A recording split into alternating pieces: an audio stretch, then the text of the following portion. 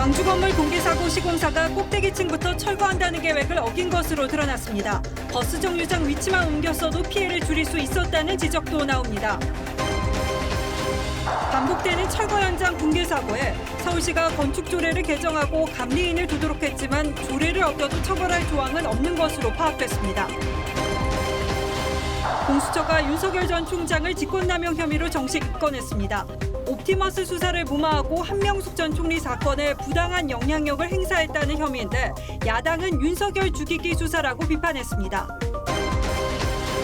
대법원이 뇌물수수 등의 혐의로 유죄가 선고된 김학의 전 차관 사건에 대해 재판을 다시 하라고 판결했습니다. 민주당이 집값의 10%만 내면 살 수 있는 주택을 인천 검단과 경기 안산, 화성 등에 만여 채 공급하는 대책을 발표했습니다. 사업성의자가 민간 건설사 참여가 저조할 것이라는 지적이 나옵니다. 오늘 하루 30대 예비군과 민방위 대원 약 23만 명이 얀센 접종을 마쳤습니다.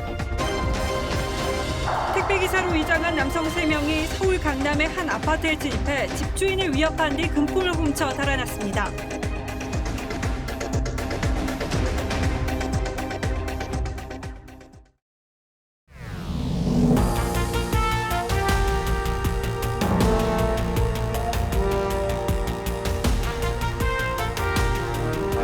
시청자 여러분 안녕하십니까? 뉴스9의 신동욱입니다. 오늘도 17명의 사상자를 낸 광주 건물 붕괴 사고 현장으로 먼저 가보겠습니다.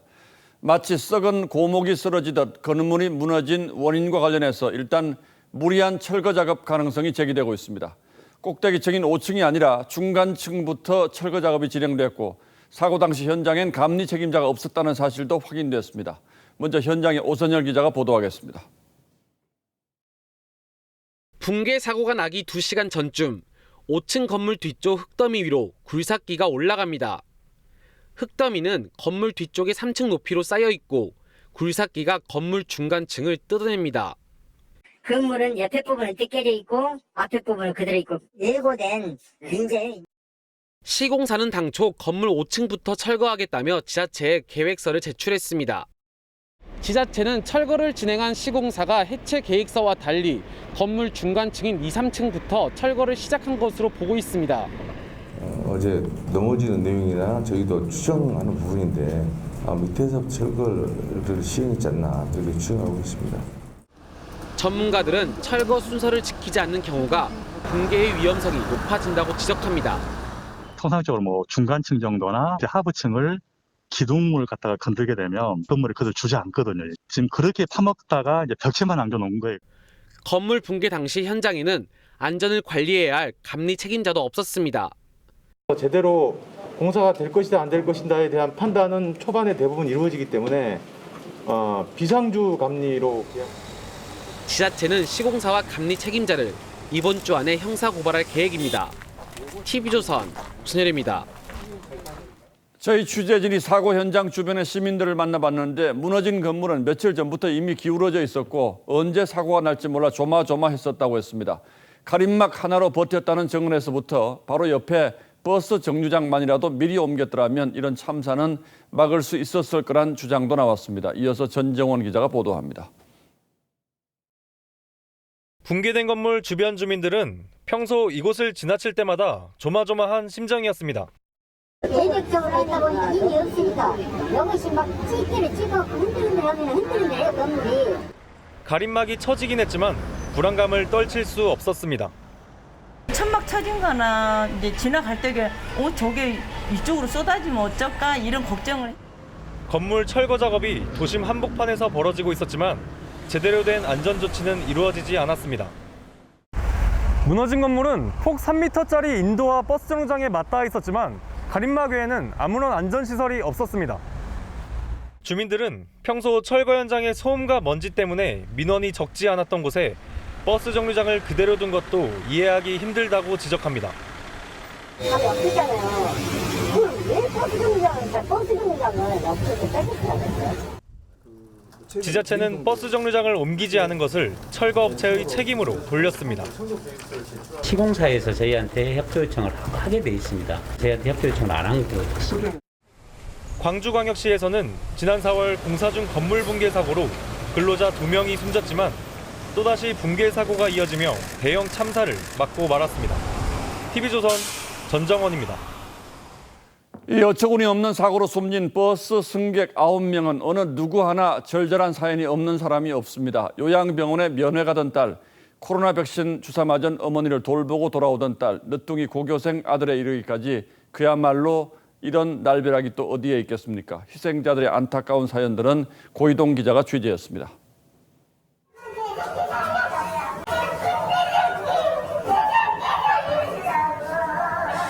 장례식장 바닥에 쓰러진 유족. 요양병원으로 어머니를 찾아가던 30대 딸이 숨졌습니다. 함께 버스를 타던 아버지는 중환자실에서 치료를 받고 있습니다. 아버지랑 같이 병원에서 방문한 거예요. 요양병원. 곰탕집을 운영하는 60대 여성은 아들 생일국을 끓여놓고 장을 보러 나왔다가 아들에게 전화해 이제 버스를 탄다고 한 말이 마지막이었습니다. 근데 거기서 주정 가족만 가면 자기 집이 또 그런 일이 있어. 백신 주사를 맞은 칠순 어머니를 보살핀 뒤 돌아오던 50대 딸은 버스 안에서 여동생과 메시지를 주고받다 끝내 대답을 하지 못했습니다. 백신을 맞았던 게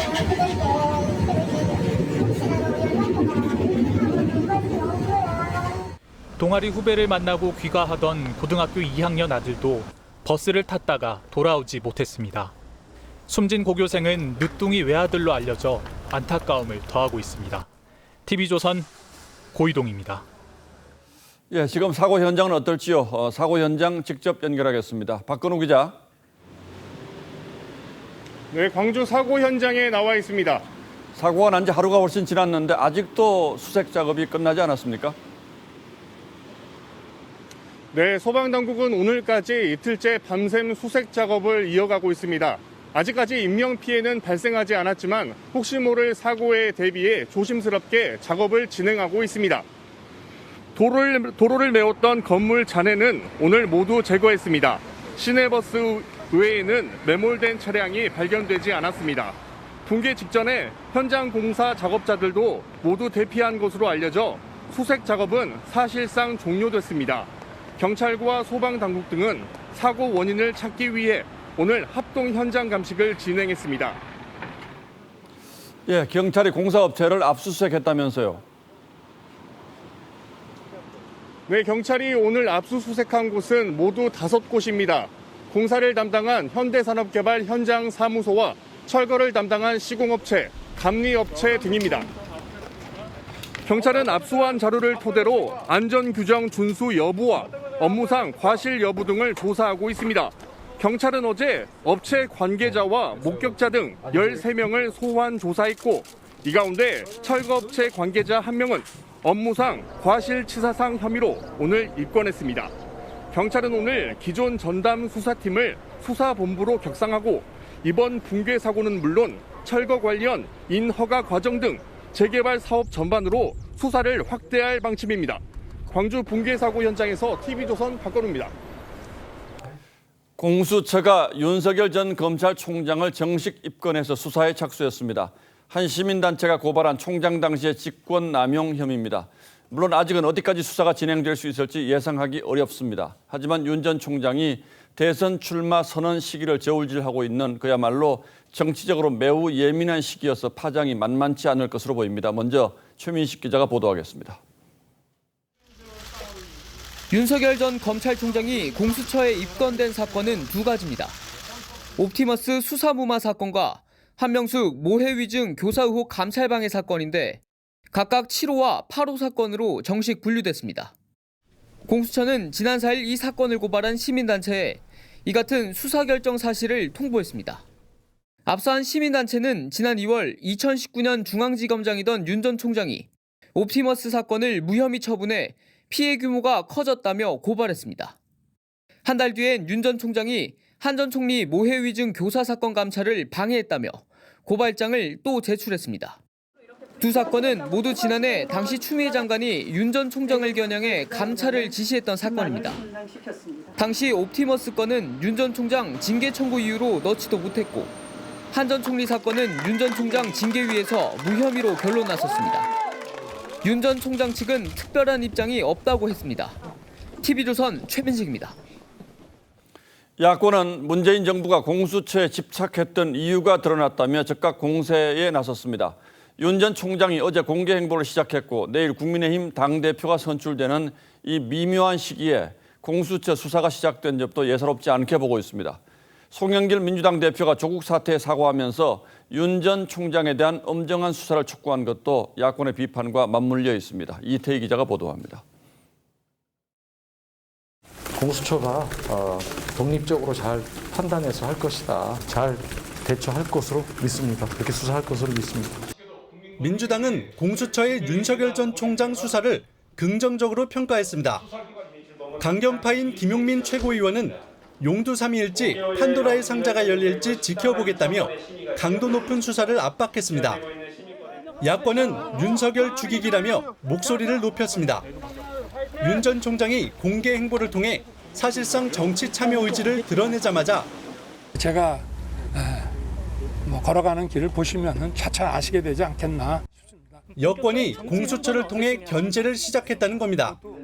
특히 여권 인사들에 대한 고발건은 수사가 지지부진한 상황에서 윤 전 총장에 대해서만 공수처가 나선 것도 정권 차원의 개입으로 의심하고 있습니다. 공수처 집착증의 큰 그림이 드러난 것입니까? 정권의 밑보인 인사들은 단지 친정부 단체에 의한 고발만으로 특히 공수처의 수사 개시와 함께 송영길 대표가 언급했던 윤석열 파일의 실체 역시 다시 한번 도마에 오를 가능성이 높다는 관측입니다. TV조선 이태희입니다. 예, 일단 공수처가 윤석열 전 총장을 수사하겠다는 죄목은 직권남용입니다. 하지만 진영에 따라서 이 수사를 보는 시각은 완전히 다를 수밖에 없습니다. 대선을 앞두고 있고 윤 전 총장이 가장 유력한 야권의 대선 후보로 떠오른 이 시점에 미묘하면서 짙은 전운을 느낄 수 있습니다. 사회부 한송훈 기자 나왔습니다.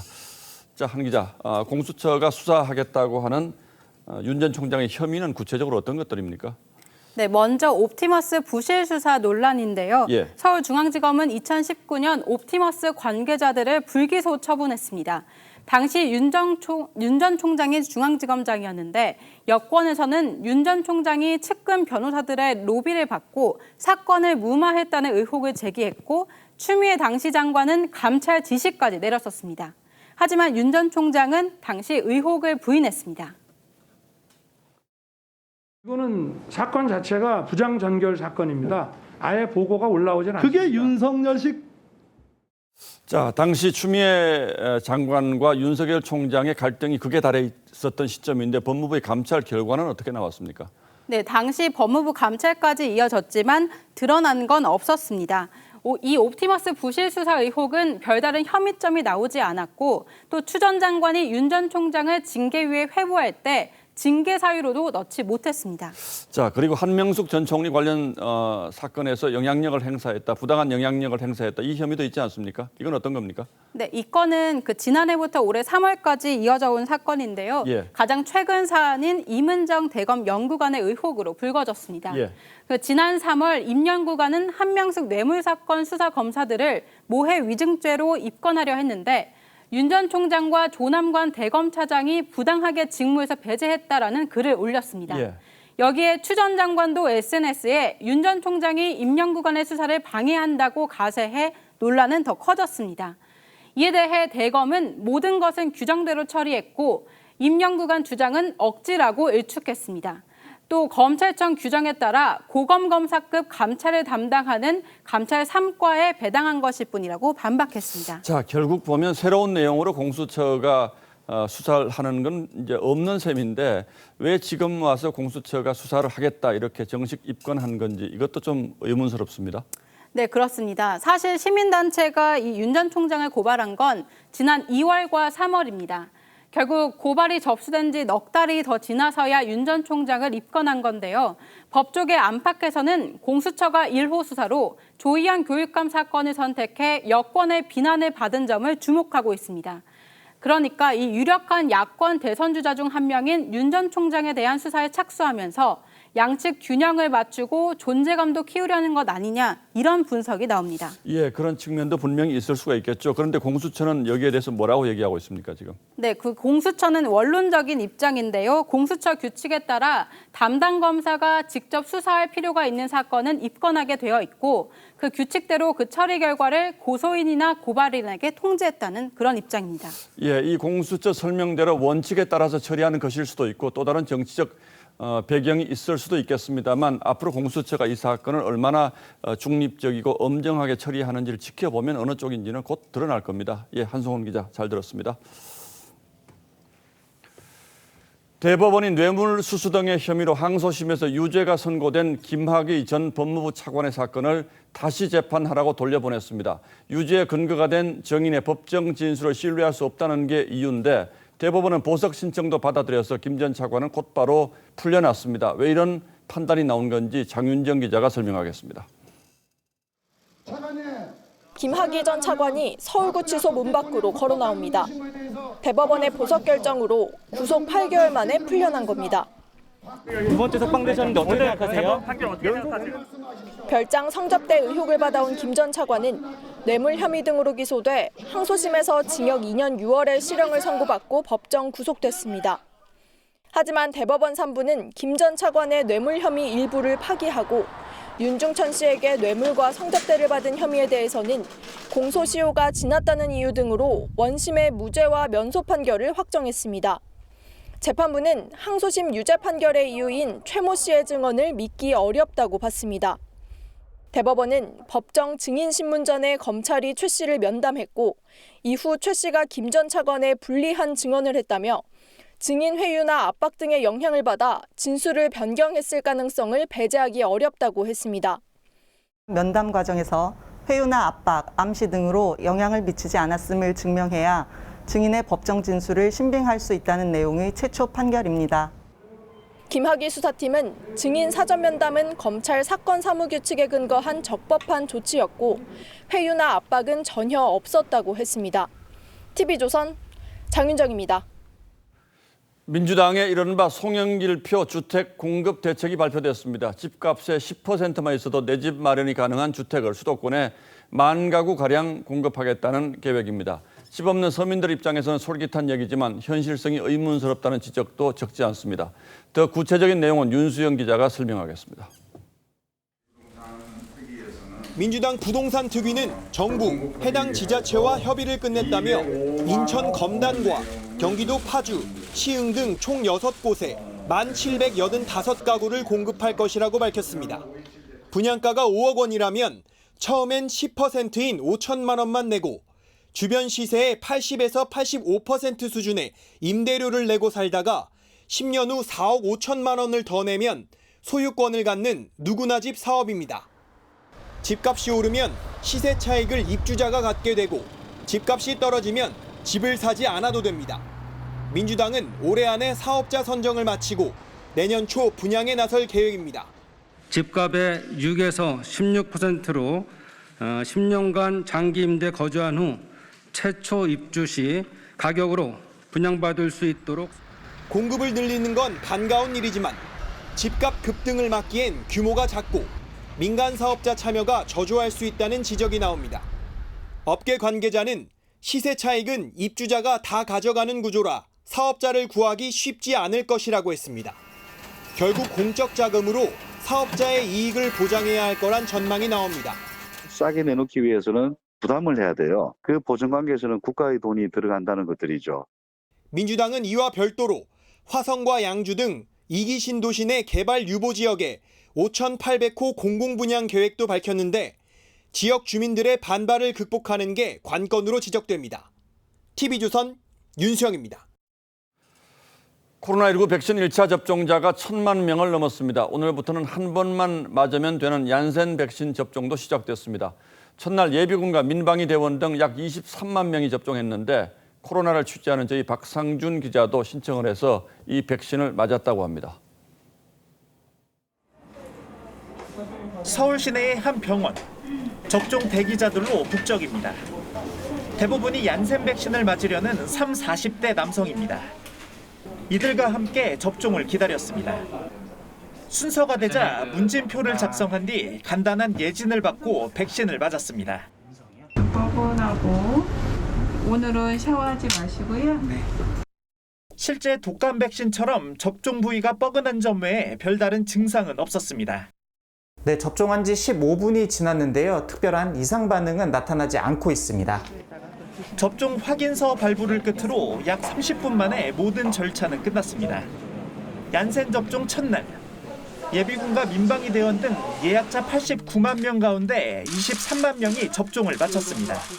지인들이랑 가족들이랑 계획을 좀 하고 있고요. 웬만큼 백신이 좀 어느 정도 좀 맞게 되면 그때 한 번만 접종하면 되는 얀센을 포함해 백신 1차 접종자는 1,000만 명을 넘었습니다. 상반기 접종 목표인 1,300만 명, 전 국민의 25% 이상 접종을 마치는 동시에 7월 중순 이후부터는 확진자 발생이 더 큰 폭으로 감소할 것으로.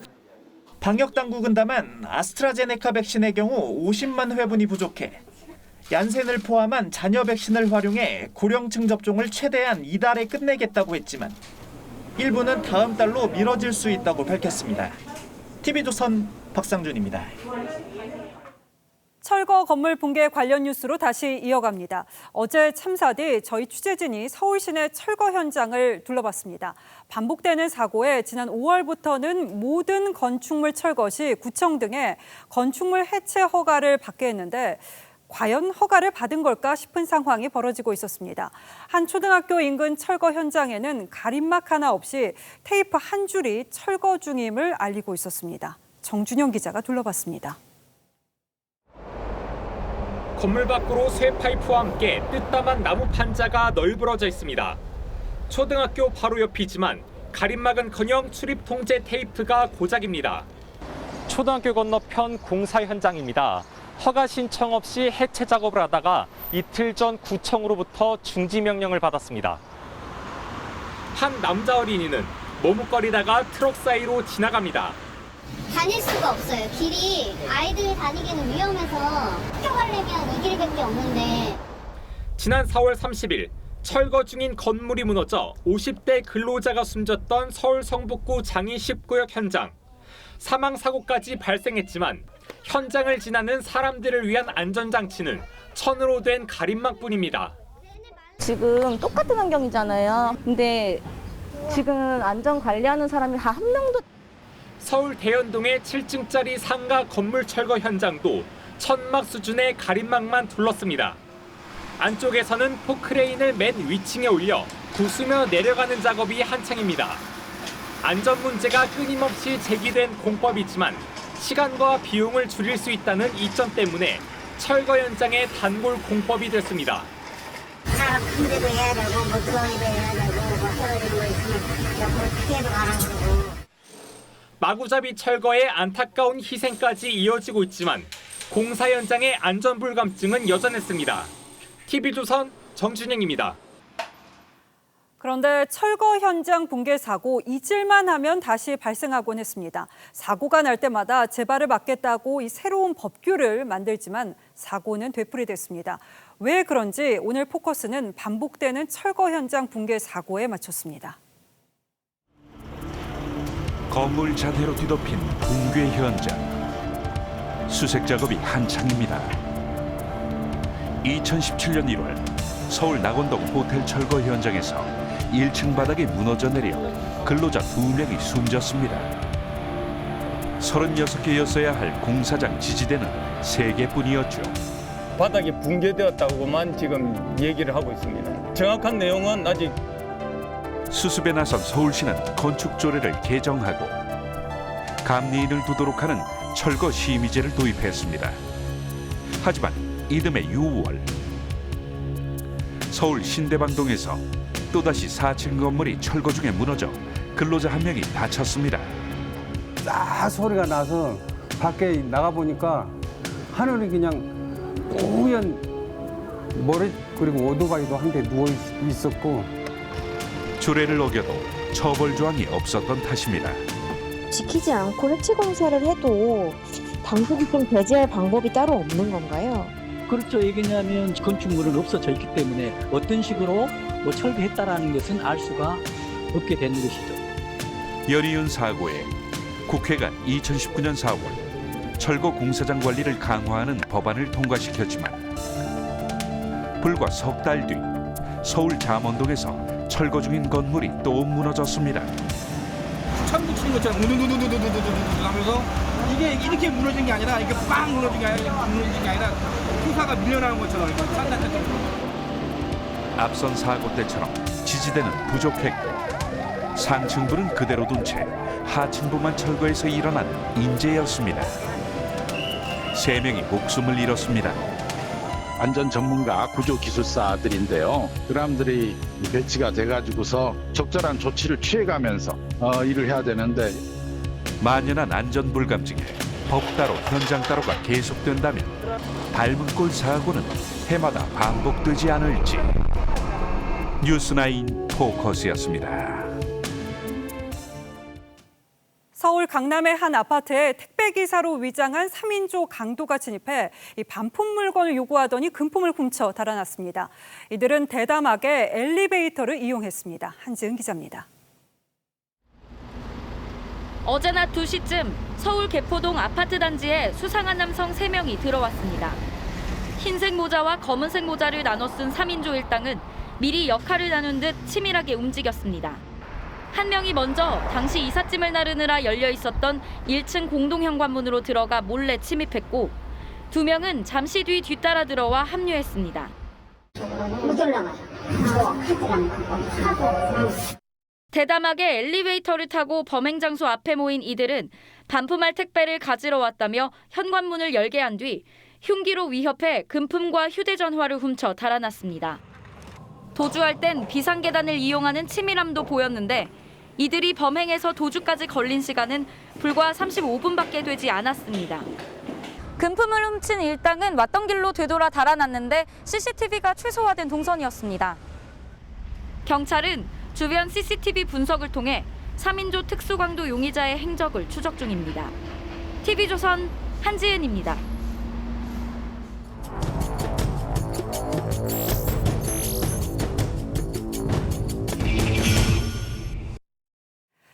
서울 광화문과 청계천 일대에 10km가 넘는 자전거 전용 도로가 개통됐습니다. 이 안전한 자전거 운행을 기대했는데 일부 구간에서는 보행자와 자전거가 뒤엉키는 등 위험이 도사리고 있었습니다. 서울시는 차차 안전성을 강화하겠다는 입장입니다만 그 사이 혹시 모를 사고를 우려하지 않을 수 없어 보입니다. 현장 추적 차순우 기자입니다. 서울도심 광화문에서 청계천을 따라 12km가 이어진 자전거 전용도로. 한강까지 연결돼 자전거 출근자 등 이용자가 많습니다. 교통 상황에 상관없이 그냥 운동도 되는 것 같고요. 그런데 자전거 도로 곳곳에 안전사고 위험이 도사립니다. 청계천 주변 3km 구간은 기존 보행로를 없애고 자전거 도로를 만들었습니다. 이 때문에 보행자는 차로 건너편 도도로 가야 합니다.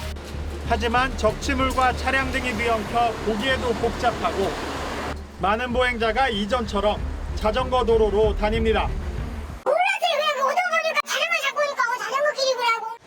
전용 도로에선 자전거와 보행자가 뒤엉키기 일수. 일부 자전거는 전용 도로를 두고 차도로 달립니다. 자전거 도로에 사람들이 더 많이 다녀. 안 되죠? 보행도로가 확보된 곳도 위험하긴 마찬가지. 직접 자전거를 타봤더니 자칫 행인과 부딪히기 쉽고. 괜찮으세요? 자전거 도로인 거 아셨어요? 아, 그래요? 돌발 상황이 생기면 급하게 피하거나 멈춰서야 하는데 지면보다 15cm가량 높다 보니 발이 닿지 않아 위험한 상황도 연출됩니다. 전번에도 어떤 아가씨 차도로 넘어졌다고. 차가 안 갔으니까 다행이지. 도심 구간은 보행로를 지그재그로 가르는 경로가 문제로 지적됩니다. 버스 정류소에선 출퇴근 승객 대기줄을 가로질러야 하고 건널목에선 보행자와 교차로에선 좌회전 차량과 뒤엉켜 위험합니다. 중간으로 들어오시기도 하고 이제 짐카 같은 걸 끌고 다니기도 하시다 보니까 일부 구간은 자전거와 보행자 겸용이어서 더욱 혼란스럽습니다. 이거 계속 오는데 피할 공간이 없잖아. 뭐 자전거를 하고 보행자를 좀 이렇게 따로. 전문가들은 자전거 전용 도로가 차나 보행자로부터 자전거를 확실히 분리해줘야 안전하다고 강조합니다. 원천적으로 부딪힐 수 없게끔 가드레일을 설치한다라든지 해서 근본적인 원인 제공을 없애는. 서울시는 차차 안전성을 강화하겠다는 입장입니다. 색깔도 다르게 했고 하다 보니까 뭐 아직 익숙하지 않아서 그런 거지. 이제 홍보를 또 강화를 하고. 자전거도 보행자도 위험한 자전거 전용 도로 개선이 시급해 보입니다. 현장 추적 차순우입니다. 공정거래위원회가 신세계 계열 편의점의 갑질 의혹 조사에 착수했습니다. 최근 정용진 신세계 부회장의 SNS에서 촉발된 논란과 무관치 않다는 관측도 나오는데 공정위는 예정돼 있던 조사라면서 선을 그었습니다. 공정위의 조사 배경 송병철 기자가 취재했습니다. 서울 송파구의 이마트24 본사. 지난 7일에 공정위 직원들이 들이닥쳤습니다. 이마트24가 직영점에만 생활필수품 할인 행사를 벌여 가맹점에 피해를 끼쳤다는 신고를 확인하는 현장 조사로 알려졌습니다. 그 사건에 대해서는 확인해 드릴 수 없다가 제 입장. 최근 정용진 부회장의 SNS 문구가 논란을 키우고 있는 와중이라 신세계 그룹 입장에서는 엎친 데 덮친 격이 됐습니다. 정 부회장은 음식이나 동물 사진과 함께 미안하다 고맙다는 글을 올리고 있는데 문재인 대통령이 2017년 세월호 방명록에 쓴 추모 문구와 비슷한 것 아니냐는 추측이 나옵니다. 정용진 부회장은 음식에다가 이 표현을 쓰면서 조롱을 하는 거죠. 삼성 패밀리 아니었으면 끝장났을 거예요. 일부에서는 정 부회장의 SNS 논란이 조사에 영향을 끼쳤다는 해석도 나오지만 공정위는 이전부터 계획된 것으로 특별한 의도는 없다고 밝혔습니다. 4월에 조사 계획을 마련했고 그에 따라서 이렇게 진행한 건데 뭐 시기가 약간 그런 오해가 합치니까. 오히려 유통업계 전반의 갑질을 뿌리 뽑기 위한 차원이라는 설명입니다. 실제로 공정위는 GS 리테일과 롯데, 현대, 신세계 아울렛 등의 하청업체 납품과 후려치기 여부를 조사하고 있습니다. TV조선 송병철입니다. 전기차 신기술을 체험해 볼 수 있는 박람회가 열렸습니다. 초소형 트럭 전기차부터 배터리 교체형 스쿠터까지 하루가 다르게 발전하는 기술을 실감할 수 있었는데요. 눈이 즐거운 전시에 박상현 기자가 다녀왔습니다. 사이드미러를 카메라가 대체하고 차량 내부는 디지털 장비가 가득합니다. 최신 전기차를 타보고 만져보는 관람객들. 전기차 발전을 실감합니다. 실제로 보니까 좀 생각했던 것보다도 완성도가 높고 앞으로는 이제 내연기관보다 더 많은 사람들이 이용할 거라고 생각하고 있습니다. 몇 년 전까지 자영업자들이 주로 찾던 초소형 트럭과 승합차. 이 모델 역시 국내 중소업체가 전기차로 재탄생시켰습니다. 새로운 충전 기술도 등장했습니다. 사고 위험을 줄이고 교통약자를 배려한 로봇 충전 방식입니다. 첫 번째는 효율성이지만 더 중요한 건 사실은 안전성입니다. 결국 사람이 그런 고전압 옆에 가지 않고 저런 로봇이 대신하는. 이륜차도 이제 전기차가 대세입니다. 배터리 교체형 전기 스쿠터. 에너지도 아끼고 짧은 주행거리에 대한 걱정도 덜 수 있습니다. 전기차에 대한 수요가 증가하면서 전기차의 핵심인 배터리 신기술을 놓고도 경쟁이 치열합니다. LG, SK, 삼성 등 국내 배터리 3사는 자사 배터리 적용 차량을 전면에 내세웠습니다. 무게를 줄이고 더 멀리 가고 더 빨리 충전되는 배터리 개발에 한창입니다. 쏟아지는 신기술이 전기차 대중화를 앞당기고 있습니다. TV조선 박상현입니다. 국민의힘이 3주간의 당권 레이스를 마무리하고 내일 오전 새 당대표를 발표합니다. 30대 이준석 후보의 돌풍으로 어느 때보다 뜨거운 열기 속에 경선이 진행되면서 당원 투표율이 50%에 육박하며 최고치를 기록했습니다.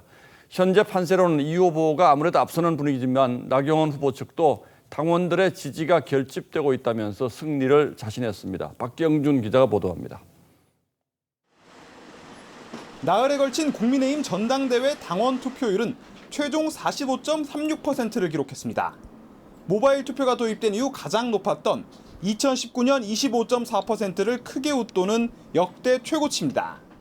이준석 후보는 당원들이 변화의 필요성을 인정하고 있다며 높은 투표율에 의미를 부여했습니다. 뭐 후회 없이 임하기 위해 가지고 제 나름의 스타일들을 씁니다. 나경원 후보 측은 영남에서 높은 우세, 수도권에서도 백중세라며 70%나 되는 당심에서의 승리를 자신했습니다. 불안과 걱정, 우려가 당원들 표를 결집하게 하고 당원들의 투표율을 높이고 있다.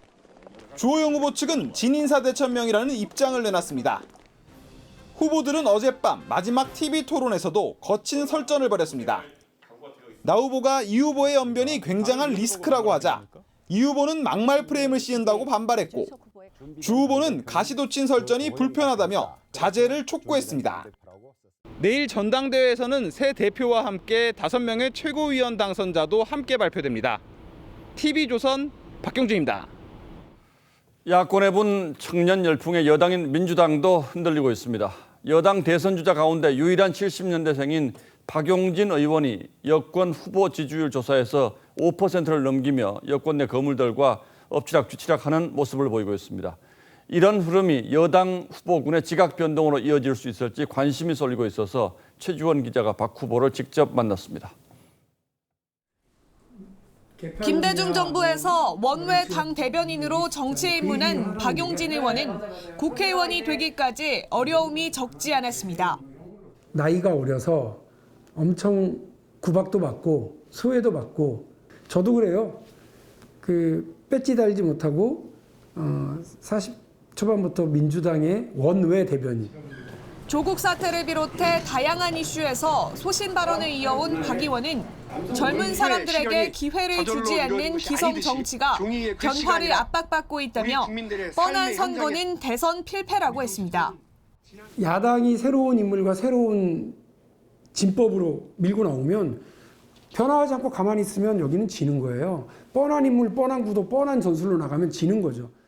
97세대인 박 의원은 최근 여권 대선 주자 지지도 조사에서 출마 선언 이후 처음으로 5%를 넘겼습니다. 4.6%를 얻은 정세균 전 국무총리와 오차 범위 내 접전을 벌이고 있는 겁니다. 전문가들은 여권 내 이런 기류 변화가 경선 구도의 변수가 될 것으로 내다봤습니다. 자기 소신급 발언을 하면은 지지율도 올라가고 비민 후보 이재명 후보의 독점 체제가 경쟁 체제로 바뀌어서 민주당의 대권 후보의 경쟁이 좀 더 치열해질 수가 있다. 하지만 당내 주류인 친문 진영이 여전히 공고한 만큼 세대 교체론이 표심 변화로까지 이어지기에는 넘어야 할 산이 많아 보입니다. TV조선 최주원입니다. 그동안 군대 안에 숨겨져 있던 성 관련 비위들이 한꺼번에 수면 위로 드러나고 있습니다. 충격스럽고 당혹스럽습니다. 그래서 이제는 성범죄 재판만이라도 군사법원이 아닌 민간법원에 맡기자는 목소리가 커지고 있습니다. 이른바 제19 감싸기 관행이 있어 왔다는 지적 때문인데 실제로 그런지 오늘은 군사법원의 성범죄 판결문을 자세히 따져보겠습니다. 자, 윤슬기 기자. 네. 20년간 성실하게 군 복무를 해왔다. 그리고 사회적 유대 관계가 분명하다. 마치 이 말만 보면 마치 모범 군인 무슨 표창 사유 같은데 이게 어떤 군인들입니까? 네, 각각 강제추행, 준강간 혐의 등으로 군사법원 재판을 받은 군인 A와 군인 B입니다. 판결문을 보면 A는 여러 여성 하급자들을 끌어안고 신체를 만져 1심에서 징역 1년에 집행유예 2년을 선고받았습니다. 예. 하지만 2심 고등군사법원은 A가 20년간 군에서 성실하게 복무한 점 등을 들어 검사의 항소를 기각했습니다. 또 성폭력 혐의로 기소된 군인 B에 대해서는 1심보다 낮은 형을 선고하면서 사회적 유대관계가 분명하다는 이유로 형 집행을 5년 유예했습니다. 자, 어떻게 이런 논리가 있을 수 있는지 참 이해가 되지 않는데 이보다 더 심한 경우의 판결문도 살펴봤습니까? 이 성폭행과 감금치상 혐의로 기소된 군인 C에 대해 2심 군사법원은 지난해 징역 3년에 집행유예 5년을 선고했는데요. 재판부는 판결문에 잘못을 반복하지 않겠다고 한 피고인의 다짐은 믿을 수 있다. 또 처벌을 통해 피고인이 받게 될 불이익을 고려했다고 썼습니다. 예, 뭐 이런 경향이 일부 판결만 이런 겁니까? 아니면 전체적인 분위기가 이런 겁니까? 물론 개별 사건들마다 군사법원의 판단은 다르기 마련이지만 일반인과 비교해 군인이 처벌받는 경우가 적은 것만은 사실입니다. 예. 최근 6년간 일반인이 성범죄로 1심 실형을 받은 비율은 25%인데요. 같은 기간 군 성범죄는 전체 사건의 10%만 실형을 받았습니다. 그런데 군인의 경우 이 처벌 수위만 가지고 똑같이 비교하기는 어렵다는 반론도 있습니다. 성범죄로 집행유예만 받던 벌금형 1,000만 원을 받더라도 군복도 복, 직업도 잃고 연금도 박탈돼요. 20년간 연금 부었던 거. 과연 동일하게 그런 판단을 할 거냐. 예, 그러나 이런 논리로 봐준다면 억울한 피해자가 양산될 수밖에 없겠군요. 그렇습니다. 그래서 재판이 어느 쪽에도 치우침 없이 공정하려면 보시는 것처럼 판사, 검사, 변호사가 서로 독립적이고 팽팽한 균형을 이루는 관계여야 합니다. 예. 그런데 군사재판은 판사, 검사, 변호사 관계가 이렇지 못할 가능성이 높다는 게 문제로 꼽히죠. 판사하고 검사하고 둘 다 군 법무관이에요. 국선 변호사까지 군 법무관이다. 그들 사이에는 계급이라는 위계 질서가 있어요. 같은 집단이라는 거죠. 예, 결국 군 성범죄 문제를 개인적인 문제로 국한시키지 말고 전반적인 제도의 문제를 다시 한번 살펴봐야 될 때가 됐다. 이렇게 봐야겠군요. 그렇습니다. 예, 윤슬기 기자 잘 들었습니다.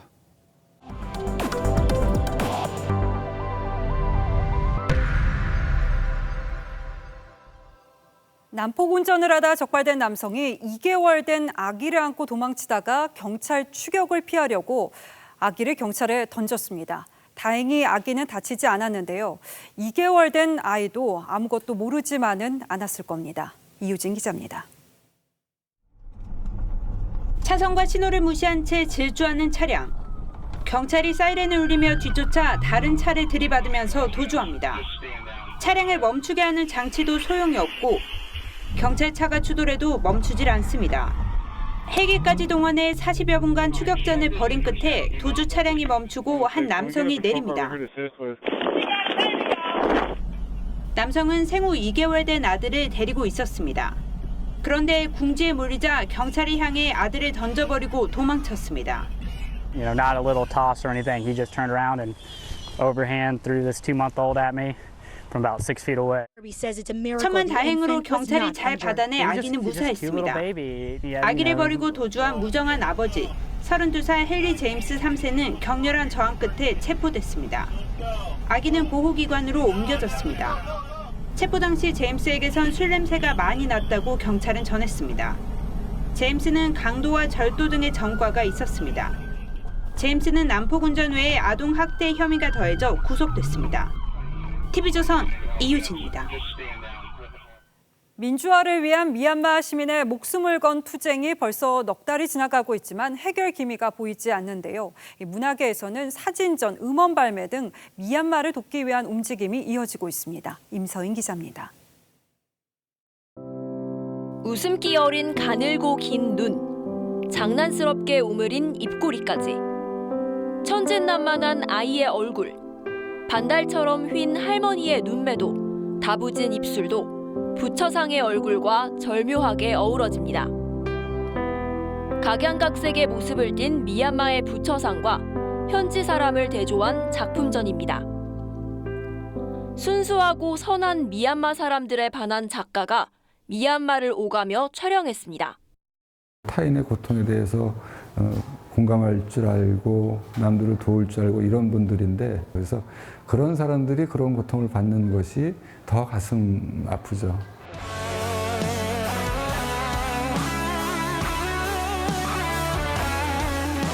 신대철과 국내 뮤지션 11명의 기타 연주가 이어집니다.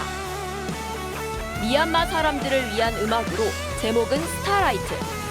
민주화 운동을 지지한다는 스테이 위드 미얀마라는 부제가 붙었습니다. 우리가 멀리 살기 때문에 큰 도움 못 되겠지만은 미얀마 시민들에게 뭔가 좀 희망, 응원의 메시지를 좀 보내야 되겠다라는 생각이 들어서 사진제 판매와 곡을 통해 발생하는 수익은 미얀마 시민들을 위해 전액 기부할 예정입니다. I totally stand with Myanmar Save Myanmar. Peace. 미얀마를 향한 국내 문화계의 지지의 메시지가 이어지고 있습니다. TV조선 임서인입니다. 우리 축구대표팀의 카타르 월드컵 최종 예선 진출이 확정됐습니다. 이 골잔치가 이어진 어제 경기에서는 데뷔전에서 데뷔골을 넣은 선수도 있었습니다. 2002년생 19살 정상빈 선수인데요. 영광스럽게도 손흥민과 닮았다는 평을 듣고 있습니다. 이다솜 기자입니다. 들뜬 마음으로 경기장에 들어서는 붉은 악마들 속 19살 조카를 응원하기 위해 직접 경기장에 찾은 삼촌의 정성이 눈에 띕니다. 네, 삼촌으로서 기분 좋죠. 제가 봤을 때는 나오면은 득점을 할 것 같은데. 간절한 삼촌의 바람 때문이었을까? 후반 31분 교체로 투입된 정상빈이 감각적인 오른발 슈팅으로 골망을 흔들었습니다. A매치 데뷔전에서 터진 완벽한 데뷔골. 19세 75일 역대 8번째 최연소 득점 기록입니다. 고졸 신인으로 프로에 데뷔해 K리그를 흔들며 당당히 벤투호에 이름을 올린 정상빈. 빠른 스피드, 과감한 돌파까지 10년 전 대표팀에 막 이름을 올렸던 손흥민과 아주 닮았습니다. 첫 경기에 엔트리 들지 않았을 때도 너무 크게 실망하지 말고 당연히 기회가 올 거라고. 손흥민의 말대로 기회를 잡은 정상빈. 목표는 확고합니다. 일단 대표팀의 목표라면 당연히 월드컵에 따라가고 싶다는 생각이 가장 그걸 목표로 생각을 하고 있습니다. 축구대표팀은 오는 13일 레바논과 월드컵 2차 예선 최종전을 치릅니다. TV조선 이다솜입니다.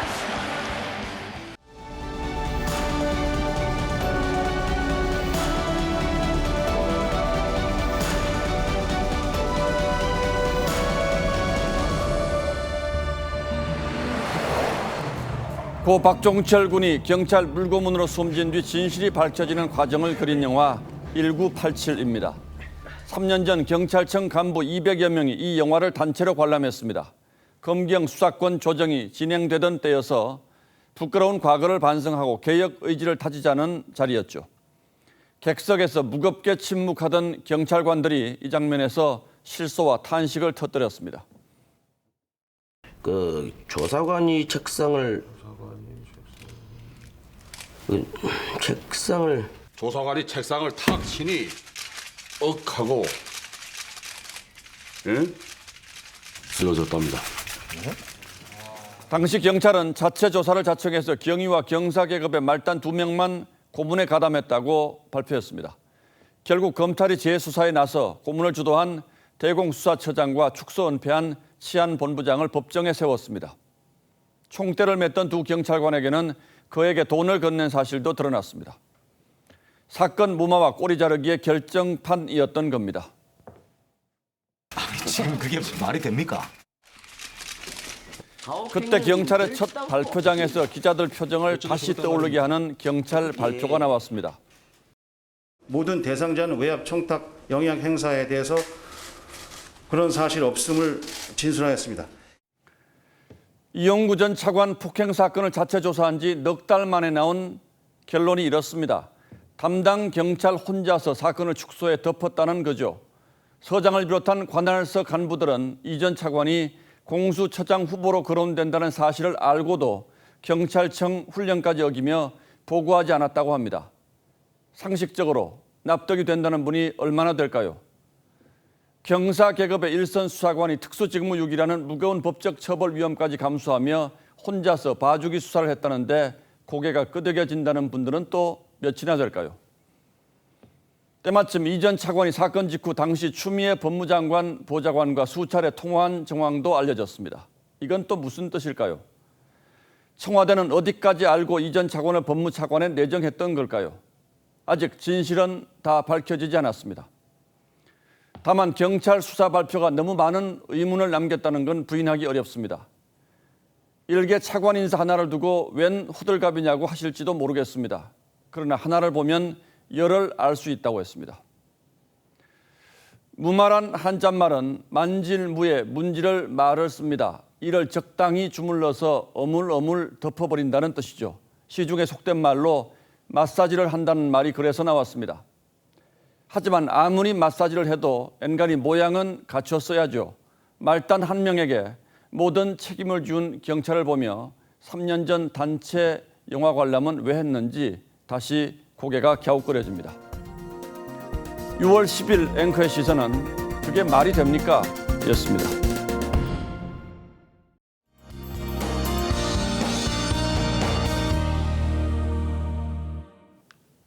내일은 전국에 비 소식이 있습니다. 제법 많은 비가 예상돼 주의하셔야겠는데요. 제주와 서쪽 일부 지역에서는 벌써 비가 시작됐고요. 밤 사이에는 전국으로 확대되겠습니다. 가장 위험한 지역은 남해안과 제주도입니다. 최고 120에서 200mm의 물폭탄이 예상되고요. 내일 오전까지는 시간당 30mm로 가장 강하게 쏟아지겠습니다. 다른 대부분 지역은 최고 40에서 80mm가 되겠습니다. 바람도 강하게 불겠는데요. 항공기가 결항되거나 지연이 되는 경우도 있겠습니다. 이렇게 비에 바람까지 더해지면서 더위는 하루 쉬어가겠습니다. 내일 낮 기온은 서울이 27도, 부산은 22도 등으로 오늘보다 약간 떨어지겠습니다. 내일 밤 비가 그친 뒤에는 주말 동안 다시 여름더위가 찾아오겠습니다. 그리고 곳곳에 소나기가 잠깐씩 지날 수 있겠습니다. 날씨였습니다. 예, 6월 10일 목요일 뉴스9은 여기서 모두 마치겠습니다. 시청해주신 여러분 고맙습니다.